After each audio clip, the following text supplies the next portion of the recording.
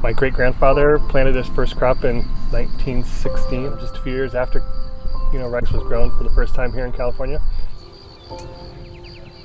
I'm actually the fourth generation of my family to grow rice in California.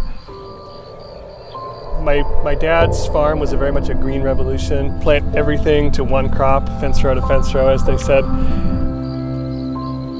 Because of the way the markets have evolved and subsidy programs have declined over the years, we've been trying to diversify and mitigate some of the risk that's involved in just growing one crop and marketing it globally. It's a multi-generation family farm. You never want to be, there's a lot of pressure. You don't want to be the generation that loses the family farm, right? Most of your products stay here locally. Is there a reason for that? Or why have you gone with the locally marketed scheme of production? We have transitioned our farm away from the globally traded commodities, like specifically rice, and more towards some crops that we can market locally, like almonds, pork, lamb. Because when we were just growing commodity rice, the marketing was completely out of our control and dependent on factors, global factors, not just something that's happening here. So we've tried to mitigate some of those problems by direct marketing, direct to consumer. But part of the problem with that, most of the things we grow have to be processed. Rice has to be processed, almonds have to be processed, pork, lamb, all of those things have to go through some other stage before they can get to market. Those steps are difficult and there aren't a lot of options.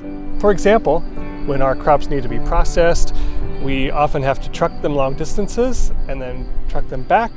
If it has to go into cold storage, that's trucking it somewhere else completely. Sometimes I feel like I just move stuff around the valley. I've been hearing that a lot lately. There's been a desire for our North State producers to be able to add value to their products, to be able to process them and market them locally, so we can keep more of our food and our food dollars in our communities. But they're saying the same thing as you. They're saying we can't process it, we don't have the support to store it or actually get it to the consumer. And so if we can find federal funds to help us create a food hub or food processing, food storage facility up here that could operate as a cooperative for some of our North State farmers, I think that's a great way to add value to the products that you're making. I mean, our farmers and ranchers all over the North State and all over the country have razor thin profit margins. I mean, I don't have to tell you but I will do anything and everything in my power to make sure that farmers and ranchers have the support they need, both technical, marketing, to add that value to their products and to be able to create jobs for community members.